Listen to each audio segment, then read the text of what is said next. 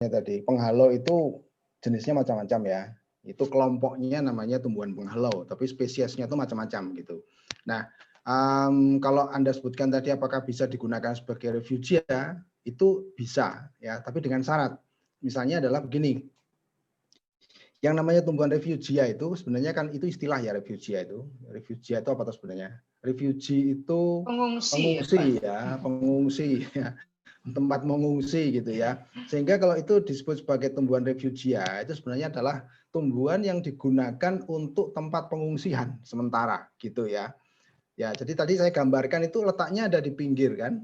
Jadi kalau misalnya itu musuh alami itu tidak mendapatkan makanan yang ada di lahan yang kita tanami tadi, maka dia akan mengungsi dulu di lahan refugia tadi. Nah, kembali ke pertanyaannya tadi, apakah itu bisa tumbuhan penghalau itu bisa digunakan untuk refugia? Ya tergantung pada syaratnya tadi. Syaratnya untuk refugia itu adalah dia menyediakan pakan. Ya, entah itu nektar, entah itu nektar itu madu ya, nektar atau polen, ya itu bisa disediakan di situ. Karena organisme-organisme apa tadi yang saya sebutkan itu, musuh alami misalnya ya, musuh alami yang dia di refugia itu kan dia juga butuh pakan tambahan. Ya, selain dia makan apa namanya utamanya itu adalah spesies-spesies hama itu tadi ya, tapi dia juga butuh pakan tambahan. Biasanya pakan tambahan itu ya dia dapatkan untuk menambah kemampuan reproduksi. Salah satunya begitu. Saya dulu pernah membiakkan salah satu jenis serangga predator ya. Itu lama sekali itu. Populasinya tuh ya segitu-segitu saja gitu. Nah, oleh teman saya kemudian diberi salah satu rahasianya.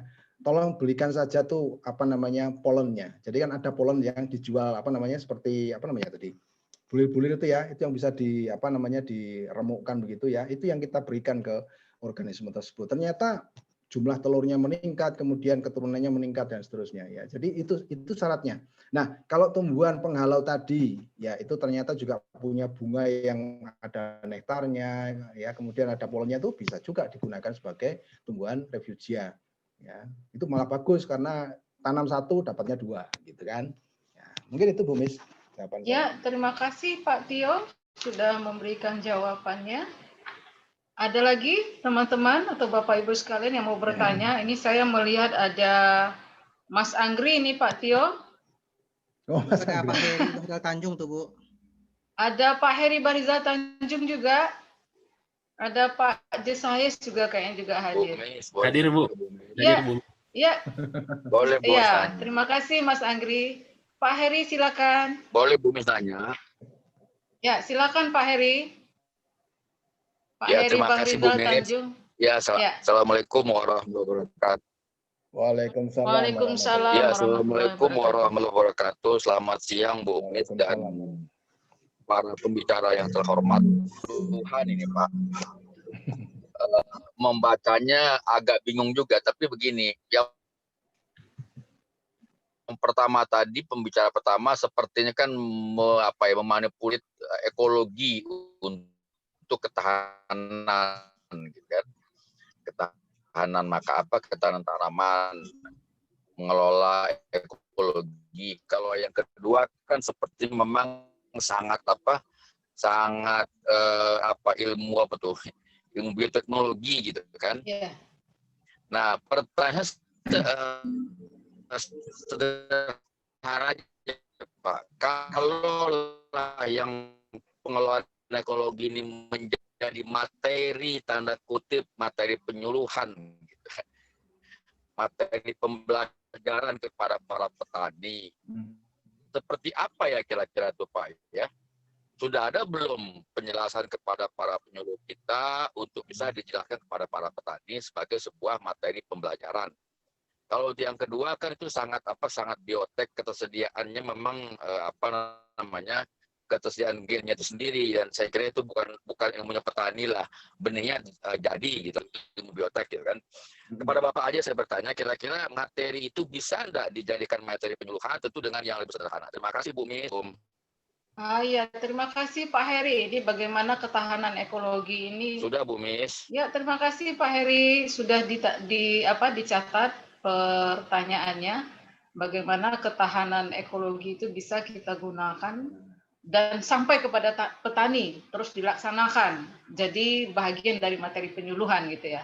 Iya. Pak Tio silakan. Ya, terima kasih Pak Heri Bahrizal Tanjung, Pak. Ya, Pak Heri, terima kasih pertanyaannya. Iya, sebenarnya bisa saja, Pak. Ya, dan mestinya ini pengalaman juga, Pak. Jadi kalau misalnya kita ingin menyampaikan kepada petani itu adalah dalam bahasa yang paling sederhana. Nah, sebenarnya menerjemahkan bahasa yang susah menjadi bahasa yang sederhana itu sebenarnya yang paling sulit, Pak. Kalau substansinya sendiri sebenarnya sudah tidak ada masalah, nggak bisa digunakan. Tetapi apa membahasakan dalam bahasa yang bisa diterima oleh orang banyak itu yang susah. Nah, kalau menurut saya substansi ini sebenarnya sederhana sekali karena sebenarnya kalau kita lihat dari sisi sisi praktisnya itu di lapangan itu sebenarnya sudah cukup banyak gitu ya. Itu hanya kemudian kita rangkum menjadi sebuah struktur yang lebih kompak begitu sehingga orang memahaminya itu bisa menyeluruh gitu ya. Kan kadang-kadang orang kalau menjelaskan itu kan sepotong demi sepotong lah. Ini memang kita coba untuk menjadi sebuah paket ya. Dan kalau Pak Heri itu nanti memang berminat, itu bisa saja kemudian kita istilahnya kita alih bahasakan menjadi bahasa yang jauh lebih sederhana. Itu nanti kalau misalnya Pak Heri berkenan, nanti kan kita kirimkan dalam format yang semacam itu. Jadi nanti bisa kita kirimkan pada teman-teman petani kita. Ya, mungkin begitu Pak Heri ya. Terima kasih. Terima kasih Pak. Iya. Saya cuma titip kepada Bu Mis. Kepada Bu Mis itu menurut saya sebuah materi baru, kekayaan baru bagi para petani yang banyak tentang produksi gitu Pak. Oke. Tapi kalau pengelolaan, makasih Pak. Assalamualaikum. Ya, sama-sama Pak. Waalaikumsalam. Ya, terima kasih Pak Tio. Pak Heri ini adalah dosen di program studi penyuluhan pertanian di Universitas Andalas. Iya. Kaprodi S2 ya Pak Heri ya? Iya, Ibu, Kaprodi S2. Ya, Kaprodi S2. Jadi kebetulan kemarin kita bercerita bagaimana informasi-informasi yang penting untuk pengendalian di lahan itu melibatkan orang penyuluhan pertanian. Nah, seperti informasi yang disampaikan oleh Pak Tio tadi kayaknya harus sampai ke petani gitu ya. Mungkin Pak Heri bisa menyampaikan nanti. Iya. Oke, terima kasih Pak Tio atas jawabannya. Ini saya lihat di room chat. Boleh izin bertanya, Bu Miss Irawati? Iya, silakan Bu Irawati. Terima kasih, Bu Moderator. Pak Tio, Bu Rani, dan Bapak Ibu sekalian, Assalamualaikum warahmatullahi wabarakatuh. Waalaikumsalam warahmatullahi wabarakatuh. Pertama, saya personally apresiasi sekali kesediaan Pak Tio dan Bu Rani mau bersama kami weekend ini ya Bu Miss ya. Iya. Saya dari agronomi Pak, banyak bekerja di bidang ilmu gulma. Jadi aspek ekologis tadi itu kan sebenarnya OPT itu kan trio yang tidak bisa kita pisahkan ya Pak ya, hama, penyakit dan gulma. Nah, apalagi tadi ada juga termasuk saya simak di pemaparan Bu Rani ada metabolite sekunder yang juga nanti ikut mungkin akan menjadi feeding choice ya Pak ya bagi hama. Nah, selama ini kalau saya perhatikan mohon maaf dan mohon diluruskan ya mungkin saya yang tidak terlalu banyak melihat sepertinya penelitian gulma dengan penelitian hama penyakit itu terpisah jauh Pak. Padahal sebenarnya kan mereka dalam satu ranah yang sama gitu. Jadi saya S2 dan S3 saya itu fokus tentang alelopati Pak. Tapi baru pada pengendalian gulma. Pengendalian gulma. Tetapi teman saya di satu grup itu di bawah satu supervisor tuh ada yang ke penyakit, ada juga yang ke hama. Ya, jadi vertebrate animal juga ada, kemudian serangga, bakteri maupun fungi. Nah, saya tertarik bagaimana kita bisa mengintegrasikan aspek ekologis tadi Pak Tio untuk mengendalikan ketiganya ini. Jadi mohon pencerahan. Kemudian Bu Rani juga, saya juga sangat menikmati pemaparan Bu Rani yang menarik sekali dari aspek genetik dan pemuliaan. Nah ini juga menjadi tantangan dalam ketahanan tanaman terhadap gulma juga sebenarnya tidak hanya hama penyakit. Terima kasih Bu Miss. Ya terima kasih Bu Ira. Saya persilakan langsung nih Pak Tio untuk menanggapi apa yang ditanyakan oleh Bu Ira. Silakan Pak Tio. Ya, terima kasih atas pertanyaannya, Bu. Ya, betul memang yang disampaikan tadi betul sekali bahwa penelitian gulma ini berbeda, artinya terpisah dengan hama penyakit karena tumbuhan gulma itu sendiri ya. Saya kadang-kadang tidak bisa menyebutkan gulma, Bu. Agak sulit saya mengucapkan gulma. Karena bagi saya itu semua tumbuhan itu pasti punya perspektif yang dua perspektif ya, perspektif yang menguntungkan atau yang merugikan. Dan saya biasanya itu melihatnya di tengah gitu ya.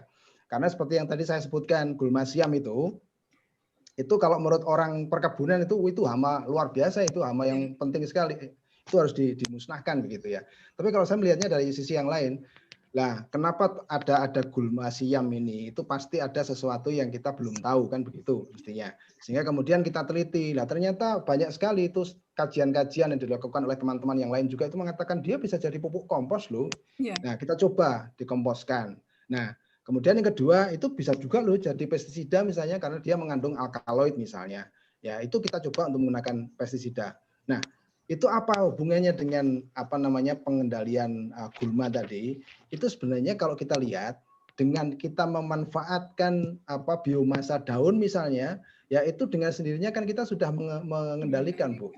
Ya kan? Tidak perlu menggunakan herbisida karena biasanya kalau orang perkebunan itu melihat gulma siam itu langsung menggunakan herbisida daun lebar, pasti itu.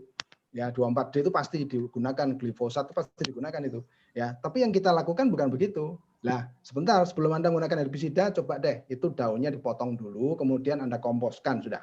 2 bulan Anda dapatkan kompos, kemudian gunakan untuk pupuk tanaman. Ya ternyata bisa juga. Penelitian kami membuktikan bahwa itu setara dengan pupuk kandang. Ya, pupuk ternak itu setara. Gitu. Nah, kita belum tahu loh ya potensi yang lain misalnya itu karena kita berikan ke tanah, itu apakah dia kemudian digunakan oleh misalnya ada hama grab ya, hama uret ya, itu apakah dia mau hidup di situ kita belum tahu loh, Bu. Bisa jadi si uret itu mau ke situ karena apa? Karena kompos tadi itu kemungkinan juga mengandung racun yang kita belum sampai ke sana. Ya, jadi artinya apa? Artinya gulma ini sekarang kita coba untuk manfaatkan itu sebagai sesuatu yang bisa digunakan untuk misalnya pestisida bagi hama. Ini mungkin salah satu contoh integrasinya begitu. Kita belum sampai pada misalnya pengendalian penyakit, Bu. Tapi saya sangat yakin bahwa banyak sekali itu senyawa-senyawa yang ada dalam gulma siam itu yang bisa digunakan paling tidak diekstrak itu untuk mengendalikan patogen, itu pasti ada ya. Jadi ini cuman kita belum tahu saja ya, nanti suatu saat kita akan tahu, kita akan penelitian sampai ke sana. Dan sebenarnya saya juga punya keinginan nanti suatu saat itu teman-teman di Andalas ini bisa jadi mitra penelitian juga gitu ya. Jadi hal yang tadi disampaikan ini kayaknya menarik dilakukan bersama begitu ya. Mungkin itu Bu Irawati, terima kasih atas pertanyaannya.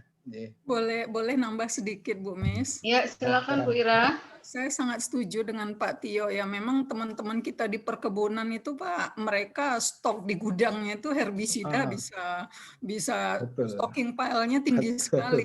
Dan mereka dari aspek ilmu gulma siam ini dianggap sebagai salah satu invasive alien species. Ya, betul.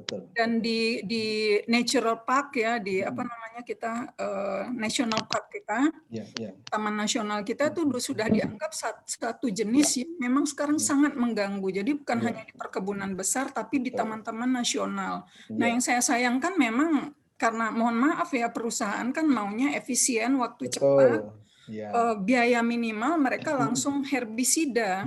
Padahal benar sekali, alkaloid tadi sebenarnya salah satu senyawa metabolit sekunder yang memberikan perlindungan terhadap hama dan penyakit sebenarnya. Feeding choice itu akan terganggu, akan kacau neurosistemnya itu karena ada alkaloid dan senyawa-senyawa lain. Betul. Menarik. Ini saya tambahkan juga ya Bu Irawati nggih.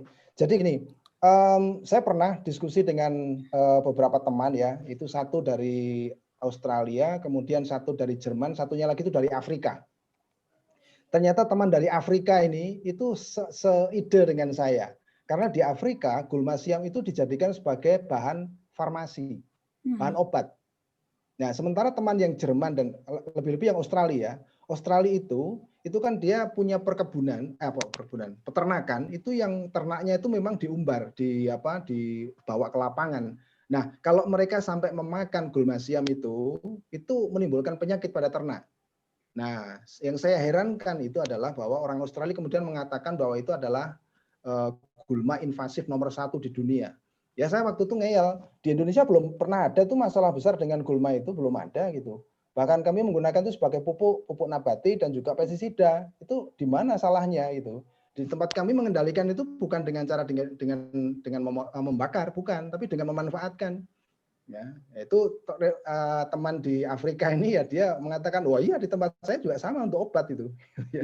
Jadi tergantung pada cara berpikir kita, Bu. Nggih, matur nuwun. Ya, terima kasih Pak Tio, Bu Ira. Ini benar ini. Ada tanggapan juga di room chat bahwa sama dengan Pak Tio tadi susah menyebut gulma ya. Saya menyebutnya tumbuhan liar katanya gitu. Ya, kalau di hama Bu untuk wereng kita juga pakai babadotan itu kan termasuk gulma ya. Istilahnya dimasukkan gulma itu kita pakai untuk mengendalikan wereng Bu Ira. Agratum conizoides. Ya. Baik, saya melihat di chat ini pertanyaan untuk Bu Rani, ini berasal dari Bu Nindya. Bu Nindya apa Nak Nindya ini? Apa mahasiswa ini dari agroteknologi? Ini izin bertanya Bu Rani, apakah metabolit sekunder tanaman yang muncul akibat serangan hama sama dengan metabolit sekunder pada saat tanaman mengalami stres abiotik? Nah, ini pertanyaan untuk Bu Rani. Saya persilakan Bu Rani untuk memberikan jawabannya. Baik, terima kasih untuk Mbak Nindi atau Bu Nindi ya ini saya. Iya. Terima kasih sekali pertanyaan yang sangat menarik. Mahasiswa. Jadi kalau itu, Bu. Mahasiswa Bu Rani. Ya, berarti Mbak Nindi ya. Kalau metabolit sekunder begitu, kalau yang apa istilahnya? Untuk stres hama dengan stres abiotik itu biasanya yang dihasilkan itu berbeda. Jadi kalau misalnya kalau stres abiotik misalnya cekaman kekeringan misalnya, tanaman itu menghasilkan prolin misalnya. Nah, prolin itu fungsinya adalah sebagai osmotic adjustment sehingga tanaman itu tidak mengalami stres osmotik yang terlalu berat karena kemudian potensial air di dalam tanamannya itu rendah sehingga hampir sama dengan potensial air di luar tanamannya sehingga tidak akan mengalami kehilangan air yang terlalu besar begitu. Itu kalau misalnya untuk stres yang kekeringan misalnya ya. Nah, itu ada juga manitol, ada juga senyawa glisin, betain itu untuk ketahanan terhadap cekaman kekeringan. Nah, kalau untuk ketahanan terhadap hama misalnya, itu jenis metabolit sekunder yang dihasilkan itu yang beracun untuk hama tersebut misalnya. Atau seperti yang disampaikan Pak Tio tadi juga, itu istilahnya mengganggu metabolisme dari hama. Misalnya contohnya di sini kalau untuk warna coklat itu misalnya oksalik asid, kemudian ada apigenin, glycosides itu beberapa contoh metabolit sekunder yang kemudian akan mengganggu dari hama tersebut. Sehingga sepertinya kalau yang saya tahu itu berbeda jenis metabolit sekundernya. Karena mungkin kalau prolin itu tidak berpengaruh terhadap metabolisme dari hama. Begitu juga senyawa metabolit sekunder yang tadi digunakan untuk ketahanan terhadap hama itu tidak akan bisa digunakan untuk ketahanan terhadap stres abiotik. Begitu jawaban saya. Terima kasih banyak pertanyaannya. Ya, terima kasih Bu Rani atas tanggapannya untuk pertanyaan mahasiswa kita si Nindya ya. Ini ada pertanyaan dari Pak Wahyono. Ada dari Pak Poneni satu lagi itu, Bu. Ya, ada Pak Poneni dan Franky ya. Poneni Hidayat, Bu.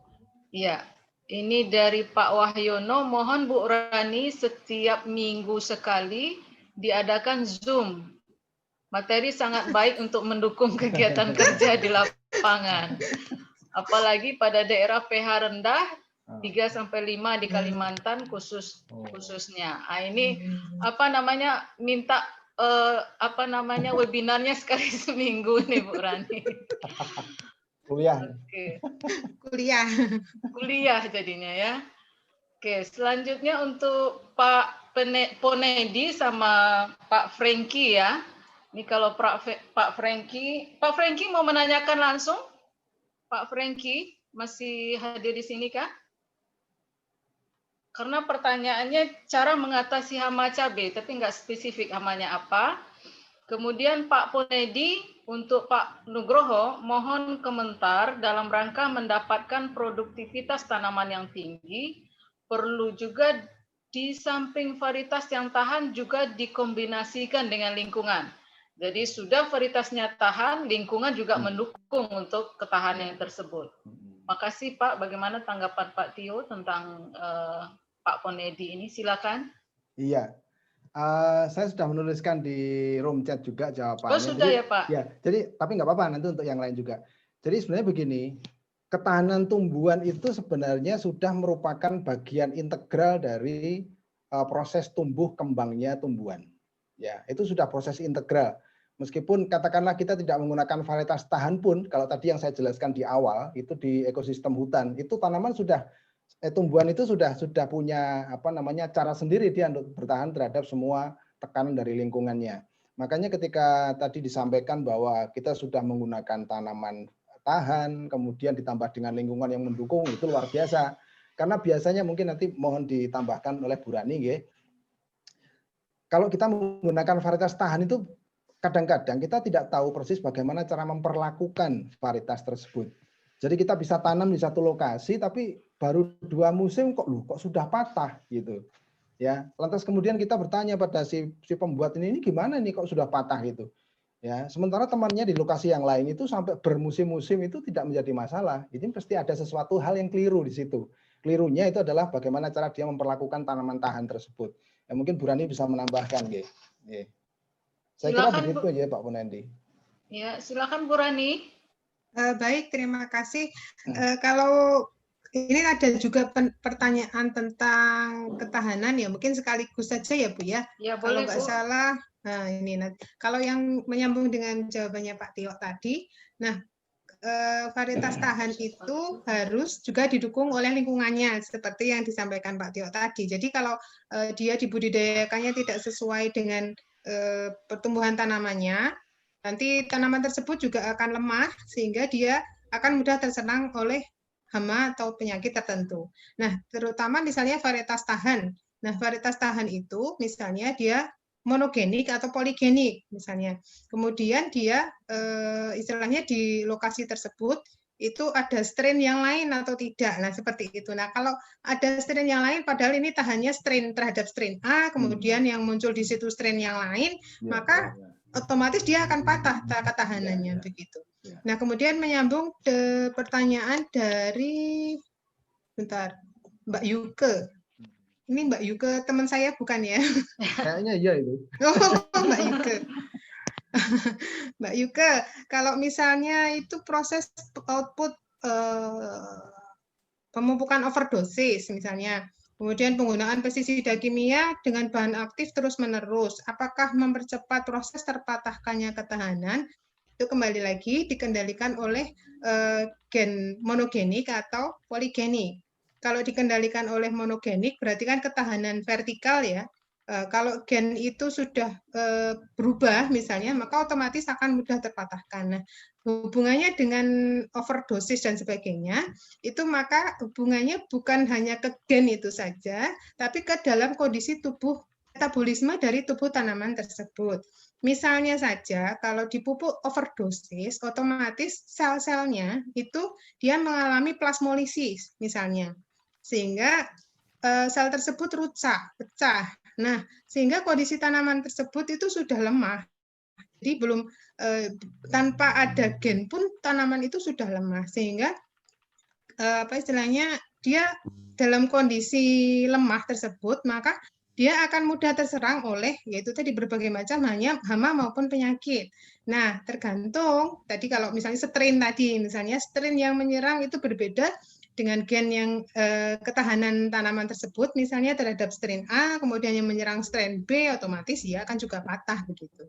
Mungkin itu menyambung sekalian pertanyaan Mbak Yuke, kebetulan sedikit menyambung ya, karena kalau terlalu banyak pestisida kimia misalnya, itu juga bisa mengakibatkan resistensi ya terhadap hama yang kita tuju. Jadi kita ingin mengendalikan tapi malah membuat dia kebal begitu, sehingga kita semprot lagi sudah nggak mempan. Kita harus mencari pestisida yang baru lagi. Nah itu akan memakan waktu begitu. Mungkin itu jawaban dari saya. Terima kasih. Ya, terima kasih Ibu Rani. Ini ada 2 pertanyaan lagi Pak Tio. Ini dari Mbak Yuke berarti tadi ya, Mbak Yuke. Mohon penjelasan tentang ketahanan ekosistem. Kemudian dari Bu Rosmarani. Iya. Apakah stres kekeringan itu bisa mengurangi serangan terhadap hama? Terus yang kedua, mohon penjelasan lebih lanjut tentang gulma siam untuk pestisida nabati patogen, Pak Tio. Oke, kalau Silakan, ini saya Pak. jawab dulu ya untuk Mbak Yuke ya, karena ini sudah saya tulis juga di sini ya. Ya. Jadi gini, ketahanan ekosistem itu sebenarnya adalah kita mencontoh ketahanan tumbuhan yang ada di hutan tadi, yang berlangsung secara alamiah loh ya, bukan atas atas rekayasa manusia. Nah, itu tadi yang dijelaskan salah satunya oleh Bu Rani tadi, memang ada kondisi-kondisi khusus yang dibutuhkan oleh tanaman ya, satu spesies tanaman itu untuk tumbuh optimal. Sebenarnya rahasianya cuma ada di situ ya. Jadi kalau tanaman itu tumbuh optimal ya, itu sebenarnya sudah cukup buat dia untuk bertahan terhadap organisme yang akan datang di situ. Ditambah misalnya kalau kita bisa memanipulasi habitatnya, tambah saja itu tumbuhan yang mengkonservasi musuh alami dan sebagainya, itu sudah sangat luar biasa. Nah, cuma ya kadang-kadang kita berhadapan dengan paradigma yang mengatakan bahwa ya itu berapa lama, ya keberhasilannya berapa persen gitu. Padahal kita butuh produksi yang cepat, itu yang jadi masalah. Ya, sehingga itu mungkin bisa didiskusikan dalam sebuah webinar lain, Bu. Itu panjang juga tuh apa dibicarakan itu. Yang menarik sekali tapi ya, terima kasih Mbak Yuke untuk pertanyaannya. Kemudian untuk pertanyaan Mbak Rosma ini, saya ingin menjawab yang ini saja ya, karena yang satunya itu mungkin pas untuk Bu Rani. Ini tentang pemanfaatan gulma siam sebagai pestisida nabati untuk mengendalikan patogen. Ini sejauh pemahaman saya, itu karena saya banyak di hamanya ya. Saya belum banyak tahu tentang patogen ya, tetapi kalau kita lihat pada susunan susunan bahan senyawa metabolit sekunder yang ada pada gulma siam itu kok tampaknya bisa dicoba itu.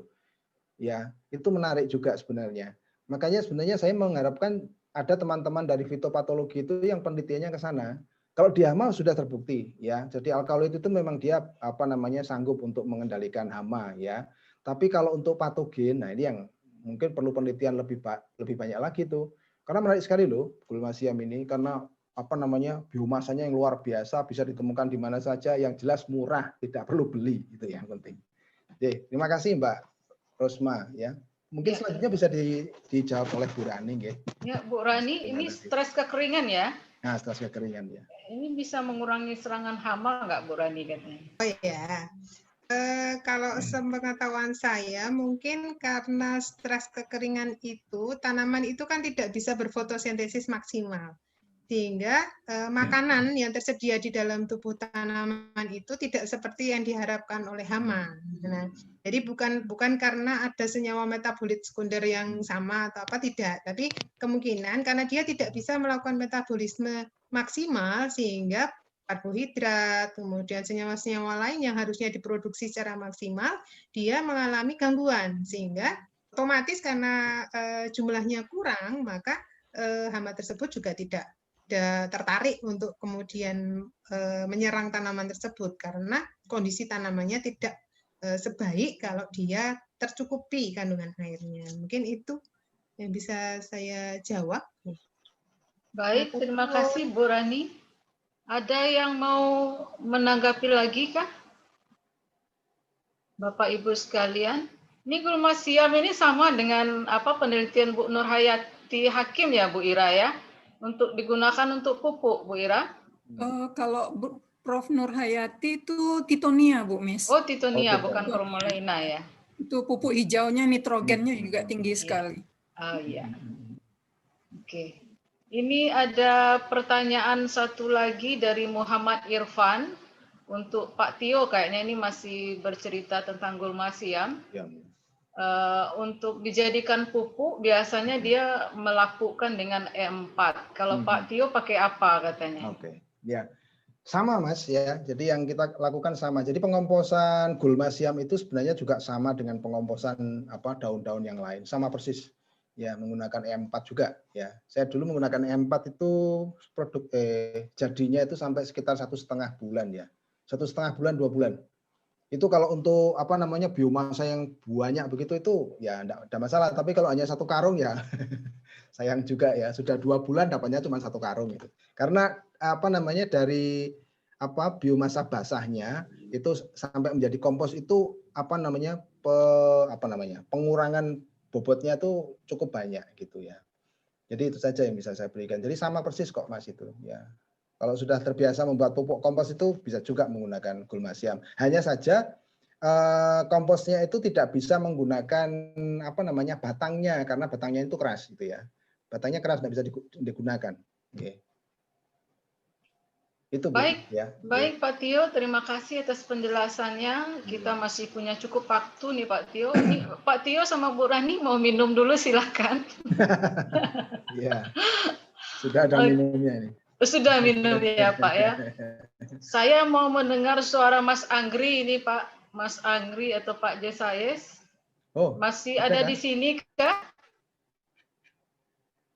Mas Anggri? Mas Anggri masih ada kok. Masih. Ada tanggapan Mas Anggri? Pak Jesayas nih, Pak Jesayas. Oh, masih ada Pak Jesayas. Oh, masih istirahat kali ya. Ini ada pertanyaan dari Pak Rostaman ya. Iya. Pak Rostaman, ketidaksukaan hama terhadap tanaman karena nutrisi atau gizi kurang lengkap dan adanya metabolit sekunder. Oh, ini menambahkan jawaban ya, menambahkan jawaban. Jadi kalau nilai gizinya kurang dia nggak suka gitu ya Pak ya. Iya, iya. Kalau saya belajar dengan Pak Tio dulu kalau gizinya kurang tuh malah banyak ya karena dia kompensasi gitu ya Pak Tio. Ada yang kompensasi begitu. Karena dia butuhnya 1 mili misalnya, yang tersedia cuma 0,02 mili, akhirnya dia makan lebih banyak gitu ya Pak ya. Iya, iya.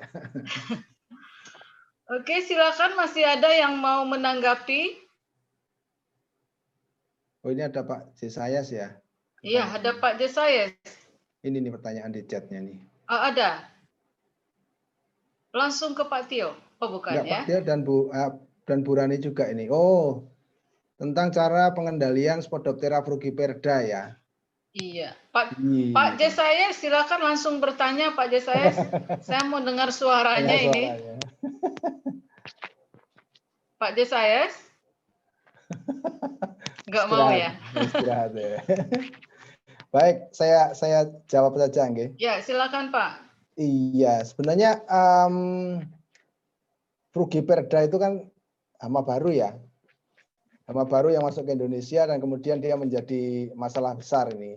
Ini sampai sekarang itu masih, kalau saya tidak tahu apakah dari sisi tanamannya itu apakah sudah ada penelitian yang melihat ketahanan tanaman jagung terhadap frugiperda ya.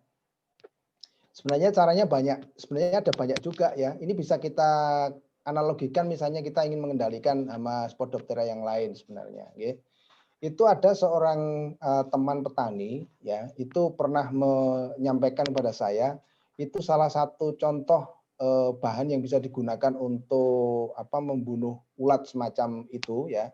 Itu adalah bahan yang mengandung silika. Ya. Jadi silika itu rupanya itu sangat sangat mematikan bagi serangga. Ya, itu sudah mencoba beberapa kali teman-teman itu dan dia mengatakan bahwa silika itu sangat mudah untuk membunuh ulat. Ya, nah dia pernah punya pengalaman dengan Spodoptera litura. Ya, dan itu dia gunakan untuk membunuh Spodoptera litura. Saya sampai sekarang belum mendapatkan rumusnya atau resepnya, karena dia menghasilkan bahan tersebut itu dari jerami padi. Jadi jerami padi itu dia olah, ya, itu kemudian dipakai untuk menyemprot ulat tadi. Dan dia menyebutkan bahwa itu salah satunya karena ada silika di situ. Meskipun ini tetap harus kita kita teliti juga kebenarannya, ya. Tapi sampai sekarang pun karena ini hama baru, ya, strategi yang kita gunakan untuk mengendalikan ini pun juga masih dalam penelitian, ya. Jadi kita bisa tunggu nih nanti kira-kira penelitiannya apa yang akan dihasilkan. Di Fakultas Pertanian sudah ada beberapa yang meneliti tentang perda ini, dan saya sendiri juga menunggu sebenarnya kira-kira nanti hasilnya seperti apa. Harapan kita perda ini bisa dikendalikan dengan baik, ya, karena ini jadi masalah besar. Mungkin itu, Bu. Iya. Ya. Pak Rusdi ada yang mau ditanyakan? Pak Rusdi? Sepertinya ada ini yang... Bu, tidak sengaja sepertinya audionya diaktifkan. Jadi sudah iya. Silakan lanjutkan, Bu. Oke. Baik. Halo Bu Bis. Ya, Pak Anggri ya? Mas Anggri. Mohon maaf silakan, tadi Mas Anggri. izin sholat, Bu. Oh iya. Waktu Indonesia Tengah ini sudah kalau di sana udah masuk ya. Iya. Kita sebentar lagi, Mas. Iya. Silakan mungkin, Mas Anggri. Saya ada satu pertanyaan buat mungkin kedua pemateri, Pak Tio maupun Bu Rani.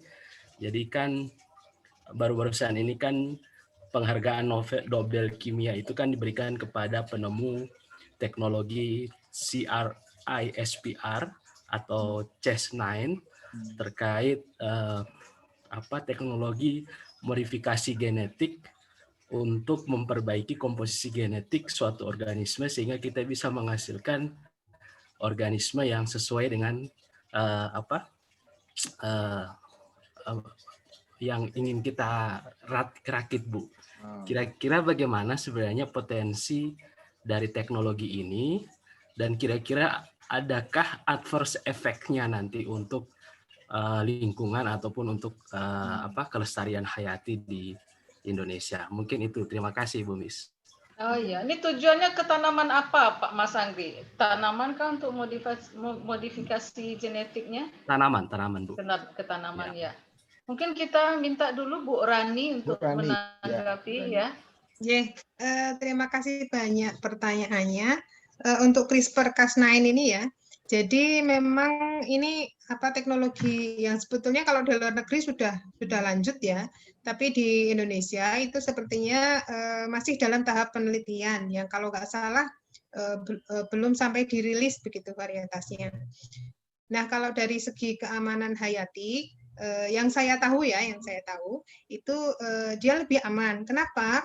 Karena dia hanya memodifikasi gennya saja, sehingga gen yang kita butuhkan kita sisipkan, kemudian dia terinsersi begitu ke dalam kromosom dari tanaman. Berbeda dengan kalau menggunakan agrobakterium. Kalau menggunakan agrobakterium itu kita masih menggunakan plasmid dari bakteri tersebut, sehingga ada kekhawatiran begitu, ada bagian-bagian dari plasmid itu yang kemudian bisa terinsersi juga ke dalam tubuh tanaman, sehingga katanya sih ada kemungkinan bisa memberikan efek negatif bagi manusia maupun bagi lingkungan. Tapi ini yang saya tahu. Nah, tapi kalau menggunakan CRISPR-Cas9 itu kita langsung menuju ke gen target sehingga tidak menggunakan bakteri lagi. Mungkin itu yang bisa saya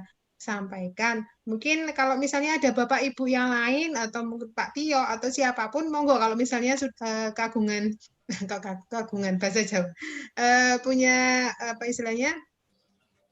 informasi yang lebih lengkap begitu, monggo boleh ditambahkannya. Terima kasih. Ya, terima kasih, Bu.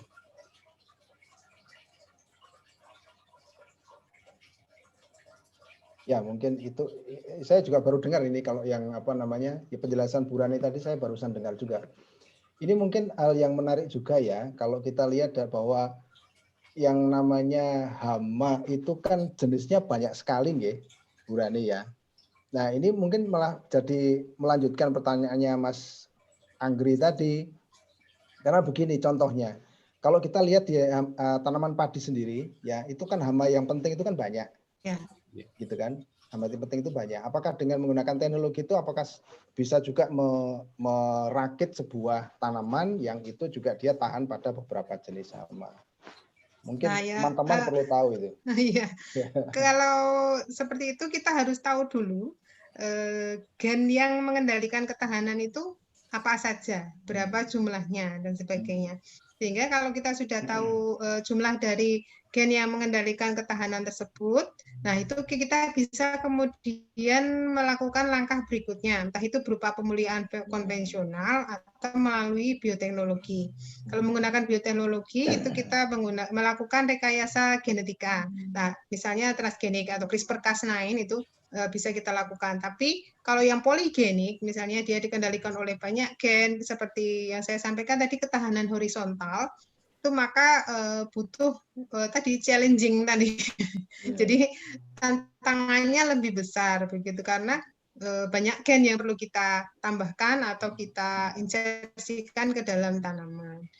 Mungkin itu Pak yang bisa saya sampaikan. Ya, terima kasih. Karena mungkin gini ya Mas Anggri juga ya.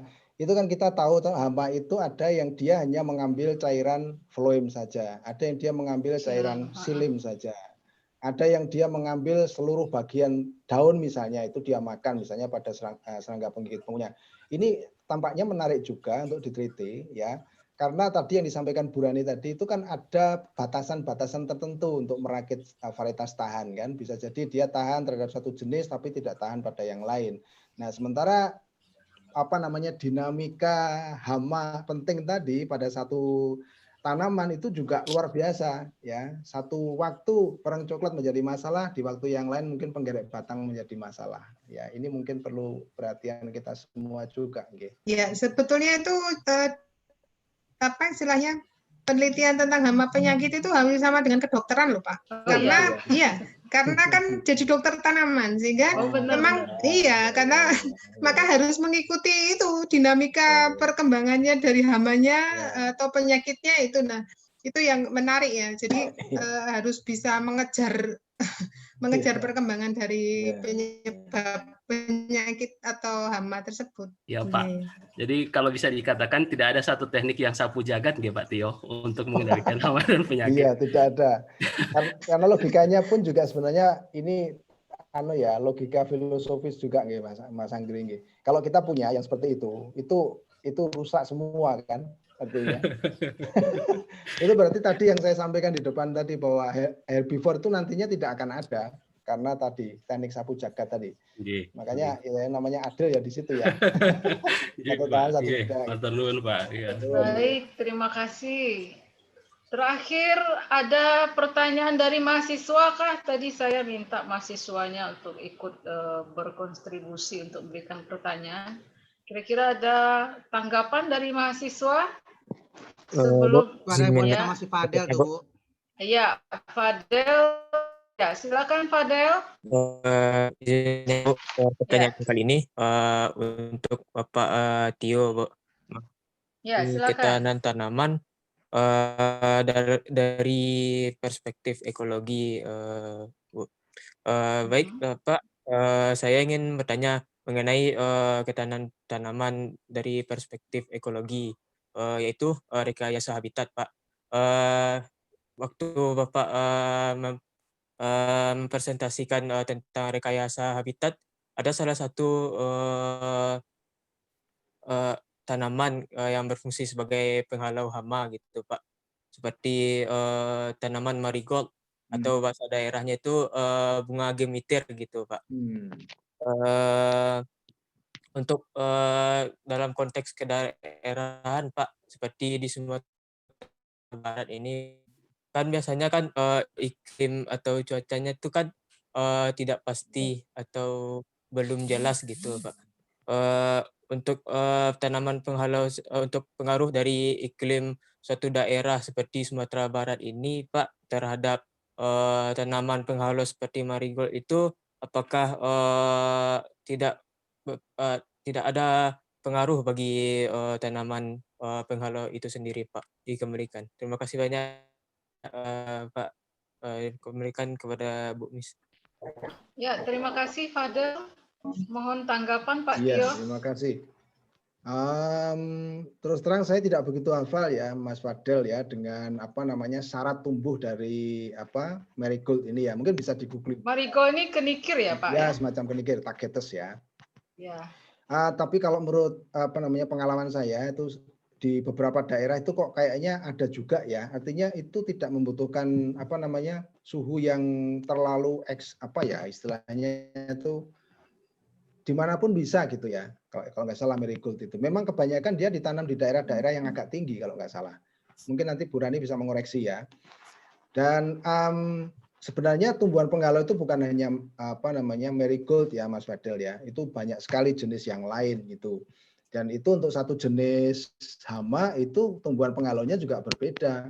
Bahkan bawang pun itu bisa digunakan sebagai penghalau sebenarnya. Karena itu di luar negeri itu sudah digunakan juga ya. Itu ditanam dengan jenis tanaman lain dan memang itu dimanfaatkan sebagai penghalau hama tanaman utamanya. Jadi banyak sekali sih sebenarnya jenisnya. Tinggal milih saja disesuaikan dengan wilayah yang akan ditanami. Ya, memang kondisi yang di Sumatera Barat ini Pak enggak apa nih perbedaan cuacanya tidak kentara gitu Pak, tidak musim panas selalu atau musim hujan selalu, ada musim panas diselingi hujan gitu. Jadi tidak ada yang lama sekali gitu. Malah bagus Bu itu Bu. Ya. Baik, mahasiswa masih ada yang mau bertanya? Kalau tidak mungkin kita cukupkan ini. Sudah capek kayaknya Pak Tio sama Bu Rani. Saya mau Bu untuk ya, Bu Rani. Tadi apa musuh alami apa tuh tadi? Yang di NTT tadi? Oh, Spodoptera. Spodoptera viverda itu salah satunya kalau yang saya lihat dan baca itu kalau bisa tanam serempak, jadi tidak jadi keberadaan tanaman itu tidak ada secara terus menerus begitu, karena dia kan sebagai